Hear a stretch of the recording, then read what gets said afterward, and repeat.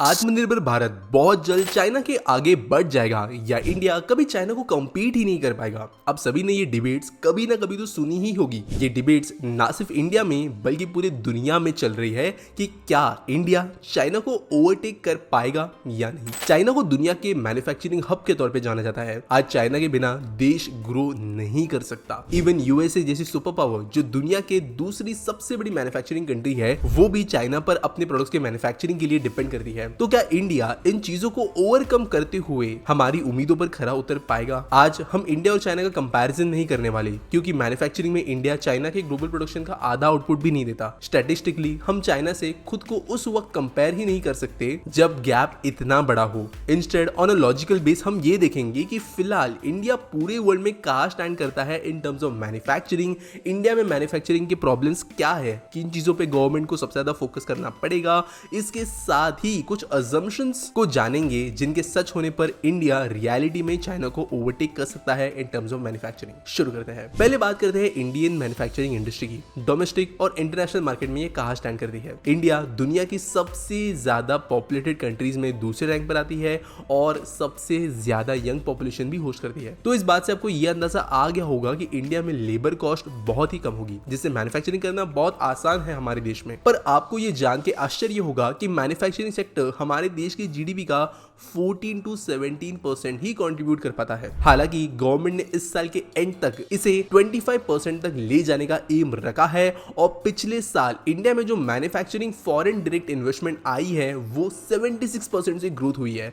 इसके कारण देश के अंदर जो फैक्ट्रीज है जिनके अंदर दूसरी कंपनीज आके भारत में चीजें बनाते हैं, उसमें एक बहुत बड़ा ग्रोथ देखने मिला। लेकिन फिर भी आज जो सबसे बड़ी फॉरेन डायरेक्ट इन्वेस्टमेंट आ रही है वो मैन्युफैक्चरिंग में नहीं है, लेकिन सर्विस सेक्टर में है। अब अगर इंटरनेशनल मार्केट्स की बात करें तो India approximately 3.1% of global manufacturing output में शेयर रखता है, जो कि चाइना के 28.1% ग्लोबल मैन्युफैक्चरिंग आउटपुट के पास नहीं। दुनिया में जितनी परसेंट बनती है भारत उसका अप्रोक्सीमेटली 3% बनाता है, जबकि चाइना 1/4 से ज्यादा। मैन्युफैक्चरिंग सेक्टर्स में अगर हम बात करें लीड्स की तो India pharmaceuticals, engineering equipments, auto components, food, petrochemicals, steels, इन जैसे इंडस्ट्री के अंदर काफी अच्छा ग्रो करता है। लेकिन आजकल कंज्यूमर इलेक्ट्रॉनिक्स के अंदर भी इंडिया ने बहुत अच्छी ग्रोथ दिखाई है। इतने अच्छे मैन्युफैक्चरिंग रिजल्ट्स के बाद भी इंडिया क्यों छोटे देशों से कंपीट नहीं कर पा रहा? तो इसके लिए हमें समझने पड़ेंगे देश की मैन्युफैक्चरिंग पॉलिसीज क्या है। तो हमारे देश की पॉलिसीज बेसिकली कैपिटल इंसेंटिव है, ना कि लेबर इंटेंसिव। इसलिए इंडिया में half of the manufacturing jobs सिर्फ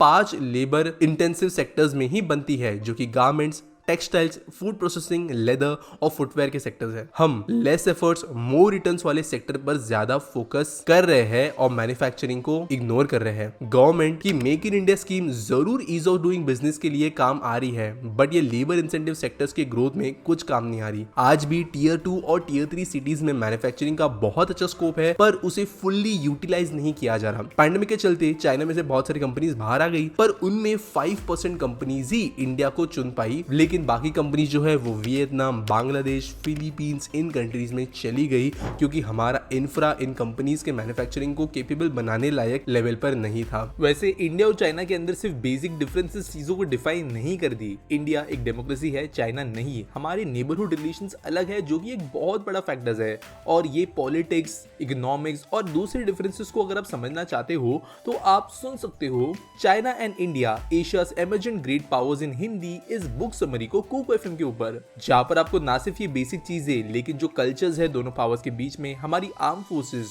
और हमारे यूएस के साथ जो रिलेशंस है दोनों देशों के हिसाब से, उन चीजों के बारे में डिटेल में इसके अलग अलग चैप्टर्स में सुनने के लिए मिलेगा।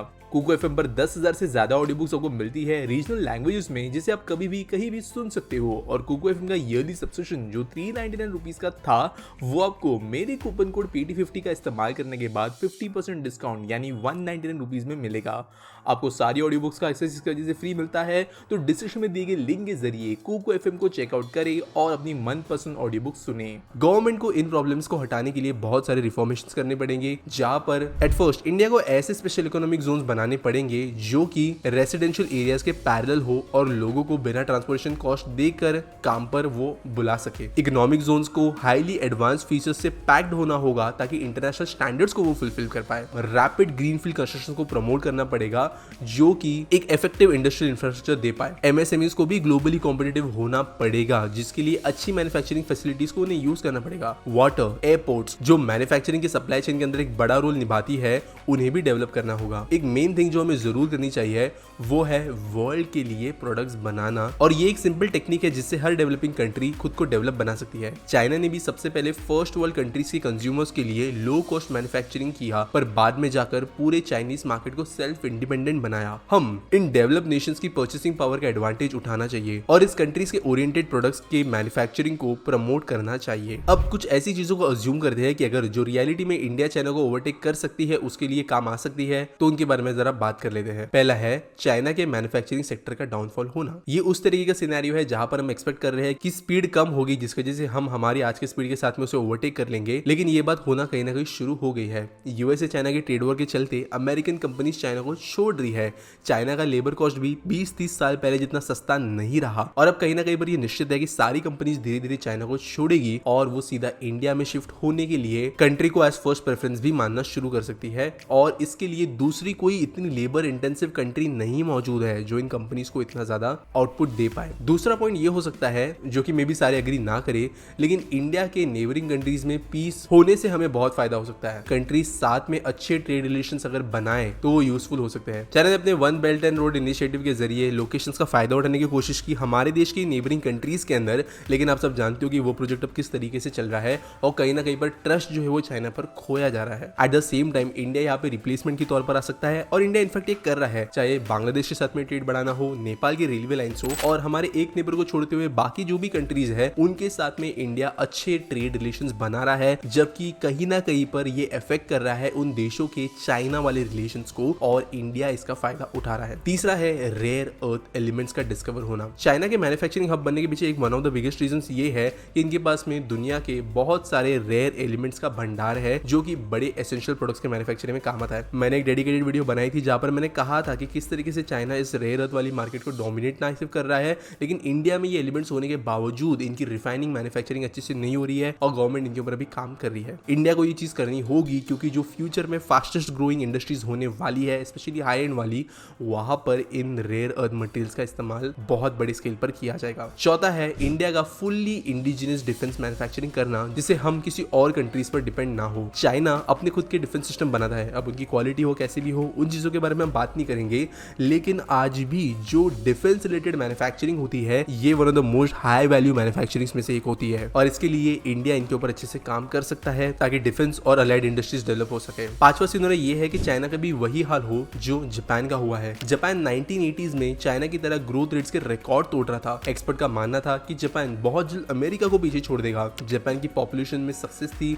और इस भूख के लिए वो कुछ भी कर रहे थे, बट लास्ट में 1990s में हुआ ये कि जापान एक स्टैग्नेशन फेज पर चला गया, जिसके बाद में वो ग्रो नहीं हो पाया। उनकी यंग पॉपुलेशन की कमी इसके पीछे का प्राइम रीजन थी। चाइना भी कहीं ना कहीं सिमिलर सिचुएशन में है, क्योंकि उनकी वन चाइल्ड पॉलिसी की वजह से उनमें भी स्टैग्नेशन आने लगा है in terms of youth population, क्योंकि लोग जो है ओवरऑल 2 के यहाँ पे 1 बच्चा पैदा कर रहे थे, जो कि पॉपुलेशन डिक्लाइन का रीजन बनता है, और एक बहुत बड़ी ओल्ड पॉपुलेशन बन गई है, जिसके डेफिसिट में यंग पॉपुलेशन अभी देखने मिल रही है, जो ऑब्वियसली इन चीजों के अंदर इकोनॉमिक ग्रोथ को नीचे ले आएगी चाइना के लिए, जबकि इंडिया इसके 20-30 साल पहले है जहां पर हमारी पॉपुलेशन अभी ग्रो हो रही है। ओवरऑल इन चीजों से एक ऐसा इकोसिस्टम बनेगा जो हमें एटलीस्ट चाइना से कंपीट करने के केपेबल बनाएगा। अब ये इसमें बहुत सारे अजम्पशंस है। मैंने इस वाले वीडियो के अंदर प्रॉपर्ली जो पॉलिसीज बनी है, जो अलग अलग काम हो रहे हैं, जो बड़ी बड़ी कंपनीज इंडिया में एक्चुअल में आ रही है, उनके बारे में बात नहीं की है। वो एक डिफरेंट वीडियो के अंदर मैं कवर करूंगा, लेकिन ये कुछ ऐसे फैक्टर्स है जो अज्यूम हम कर सकते हैं चाइना को ओवरटेक करने के लिए या एटलीस्ट कंपीट करने के लिए इंडिया को करना जरूरी है। वीडियो कैसी लगी कमेंट्स में जरूर बताना, और मिलेंगे अगले वीडियो में।